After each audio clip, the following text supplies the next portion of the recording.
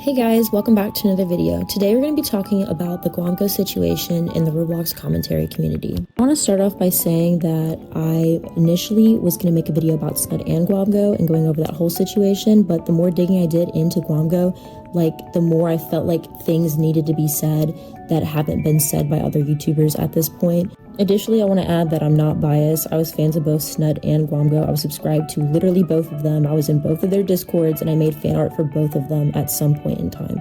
Okay, so I'm not biased. I literally like both of them. My opinions have greatly changed over time. So I just want to put that out there, guys. I was literally a fan of Gwamgo. This isn't a hate video. This is a proper critique on him. Let me just accredit myself really fast. I'm a marketing major in college. I've done a lot of research into crisis public response videos. I've taken numerous classes in ethical journalism and reporting. And so I want to assure everybody that all of my sources will be from cited, credited sources from my school. So this isn't just me pulling stuff out of my butt or Google Gemini or whatever. Important to clarify as well, Gwamgo is a journalist and an entertainer. He reports on situations going on in the Roblox community and he performs his own investigations, then he reports on those in his video. So the rules of journalism absolutely apply to him. Now with that out of the way, we are going to be talking about my issues with Gwamgo.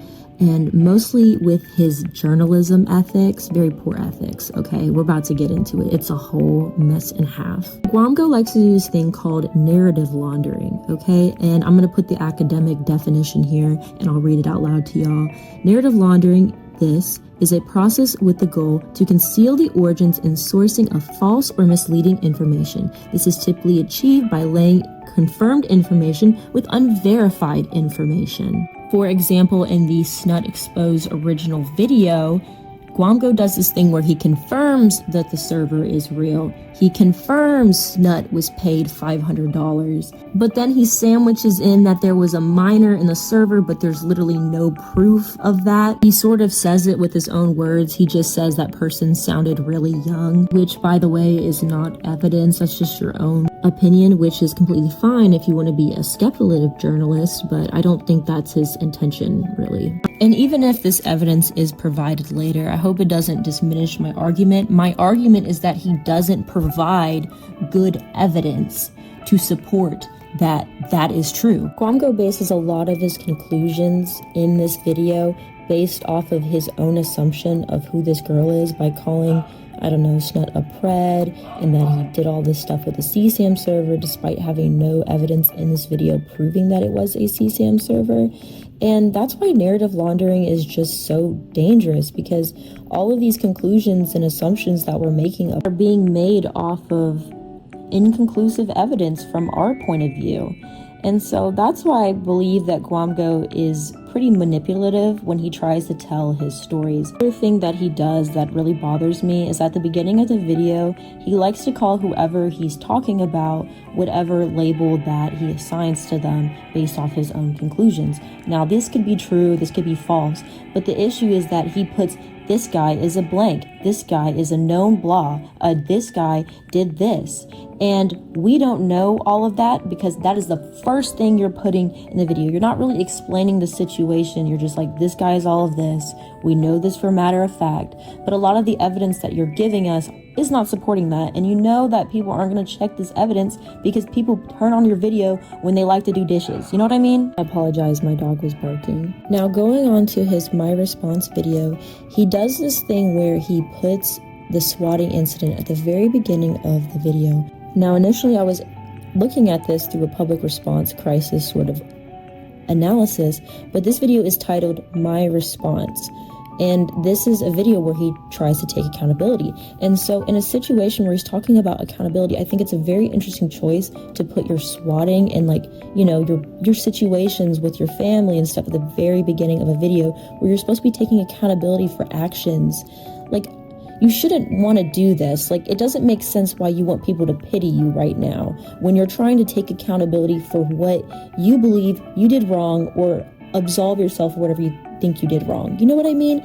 I think that was a very poor choice on Gwamgo's thing. That's not a critique on him. I just thought it was a very interesting choice as somebody who likes to look at all of this all together. So I just want to put that out there. Like, this is not me hating on him or anything. I just thought it was an interesting choice. Onto the meat and potatoes of the video. So this is about the situation in which he leaked a video or a photo, I'm not sure because obviously I wasn't there, of a victim that was originally supposed to be censored.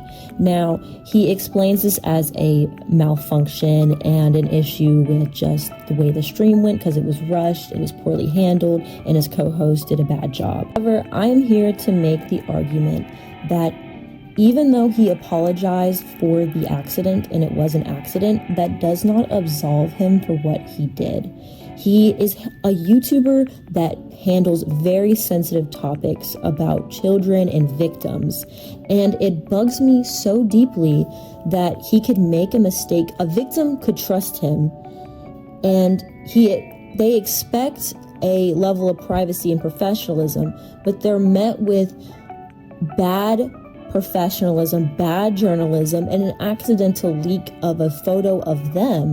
And initially, it doesn't matter if the video was CSAM or it was explicit in any nature, okay? It's the fact that he initially was trying to censor something and he didn't censor it. In the world of journalism, if you do something like this, if you leak a photo that was initially supposed to be censored, you're fired. You're done. You can't have accidents while handling sensitive topics like this. And why are you live streaming your research? This should be done privately without the possibility of accidents. There's just a lack of professionalism from Gwamgo that really frustrates me because he seems to truly care about getting these stories out, but he does not do the due diligence is required for his position. I, with my heart of hearts, do not believe he tried to leak it on purpose, but the issue is that he leaked it on accident. He should have not have leaked it on accident. There shouldn't have been a possibility that it was going to be leaked on accident, and a victim had their sensitive photos that were supposed to be censored leaked to the public. And personally, I feel like if anybody makes a mistake like this, they should just quit or no longer pursue this type of journalism because it just shows that they don't have that level of responsibility that is required for handling topics like this. And right after that, he mentions that he took a break and a hiatus to reflect and do better.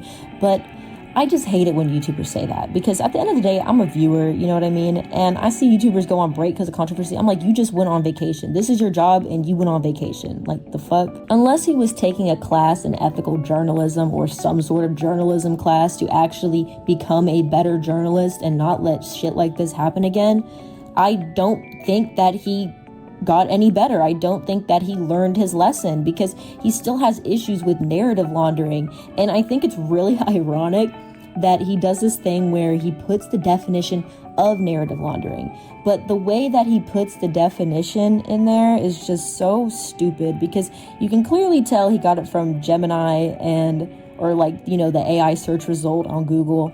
And it's really not a very good definition of what narrative laundering is because he tries to use it in the sentence and mentioning his situation in which he's like, they kind of made it into a bigger deal than it was, which is not true. I mean, to be fair, people were claiming that it was CSAM, but at the end of the day, he still did leak a photo of somebody's photo that was initially supposed to be censored. And that's a big deal. That's a topic of conversation. So no, people talking about it wasn't narrative laundering. The conversation around it was not narrative laundering. That's not what narrative laundering means. He also likes to interject, in my opinion, very childish points into his videos. He does this one thing where he compares that guy that stole his footage, which stealing your footage is wrong. But he's like, he clearly copied my thumbnail style. And I hate it when YouTubers are like, he copied my thumbnail style. Dude, every thumbnail style is a copy of one another, okay? And he was clearly making a joke, ripping you off because he was making a video about you using your thumbnail style, dummy. Sorry, I don't want to be mean, but I just was like, why are you even talking about this? It's so unnecessary when you're talking about a bigger picture situation of the guy stealing your footage, which is completely valid to complain about. And I also have an issue with the way he censors images. He censors a lot of receipts very bluntly, so you can't really backtrack and try to figure out, what is going on in the receipt. So one of the things that he mentions in, the Roblox YouTuber Gwamgo exposed video is that he's like, this server, the snut server, was shut down due to the fact that there was child endangerment on it. Now, he shows a screenshot, but I'm like, how does this prove that this was the exact server? Like, there's nothing linking it. It's just a screenshot of a couple notifications. This guy does journalistic investigations on child exploitation servers all the time. How am I supposed to know this ain't from another server? You know what I mean? Additionally, with that girl that he talked about snut in that one video, I'll bring it up here because I cannot remember the exact title of that video, but he mentions that snut had a very explicit photo on his YouTube, and I tried to find it. I could not find it because I want to prove whether it's real or not, because he doesn't even give us a fraction of a bit of context to even be like, what is this video from? And he tries to link it to this account that he fully censors, by the way. Like, I don't even know where the hell he could have gotten this account from, because it clearly isn't linking to anything related to the actual video. Like, how am I supposed to believe evidence like this other than your own word, because you so heavily censored any little bit of information? Now, I know the argument that he's going to make back, being like, well, I'm trying to protect victims, I'm trying to protect face and things like that, but you're lacking a lot of specific stuff. If you could find a way to show that, hey, this server was actually linked to the child endangerment, rather than just a couple receipts that don't really show much of anything really, or, oh, this is linked to her, this is how I prove that it was linked to her. You know what I mean? Like, there's just no connection there, and that is really important for a viewer to understand, and then also inverse believe anything you're saying. Now, I have some of my own issues with the predator exposing Roblox ring, and it mostly has to do with the victim, okay? A lot of the times these people are experiencing the worst moments of their life while being groomed, okay? And they feel like law enforcement isn't helping them, so they'll go to a YouTuber or somebody who will take justice into their own hands. Now, I love the idea of justice being served, okay? Don't get me wrong, but it's the fact that a victim is consenting to somebody who will most likely monetize the catching of their predator, and they're also consenting to them going through their messages, going through a lot of their situations.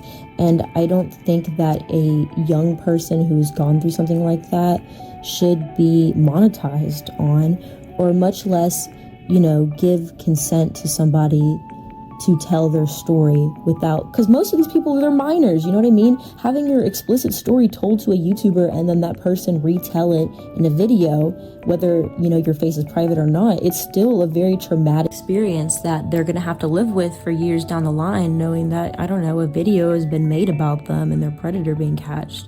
Which, like I said, I am someone who doesn't really trust in the law enforcement and things like that.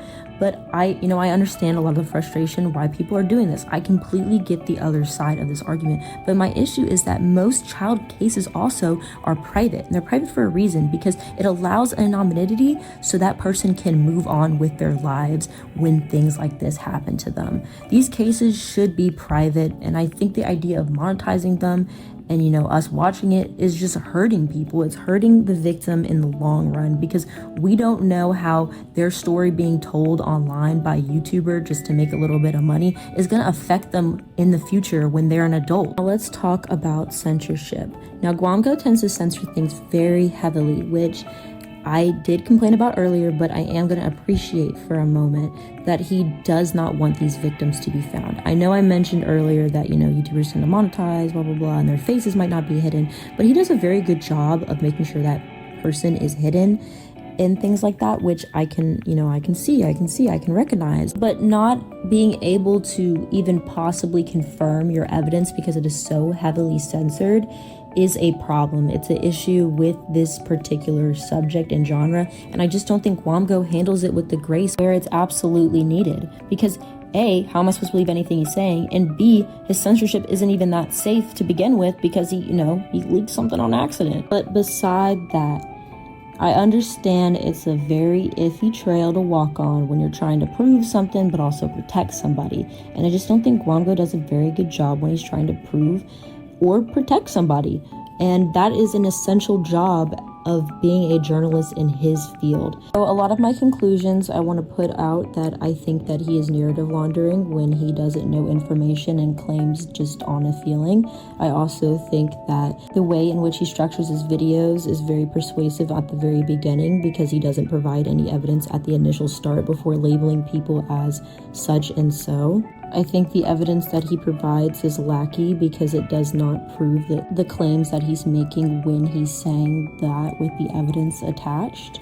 Also, I think the way in which he censors stuff is very uncredible, and I find that it might be difficult to believe anything that he's saying, which, I mean, you can believe his character, which is, you know, your own opinion, but the average viewer is going to have trouble believing anything when you are not providing evidence that is provable for just an average viewer. I don't know if Gwamgo is going to watch this video or how he's going to feel about it. I'd be super proud if I found out that he actually took the advice and whatnot, but let me just say this. Gwamgo, if you're listening, you know, you got a great channel, great editing style, you know, you got a great community. You don't have to make these Roblox expose videos.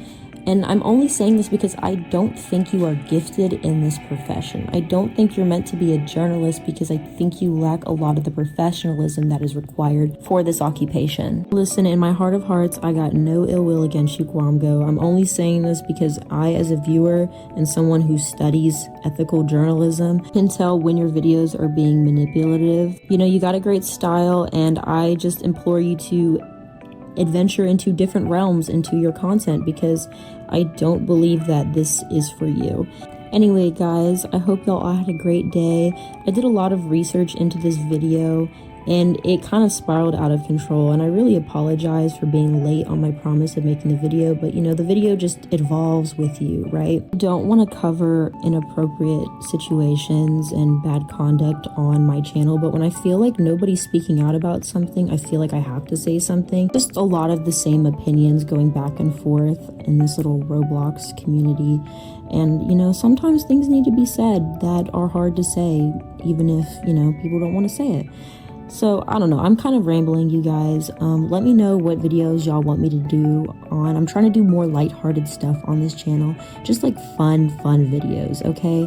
And, you know, we'll just keep it simple from now on. I don't think Gwamgo is going to respond to this, but if he does, I would appreciate, you know, him responding and, you know, maybe taking a little bit of my advice, whatever. Anyway, guys, y'all have a great one, and I will see you in my next video. Goodbye!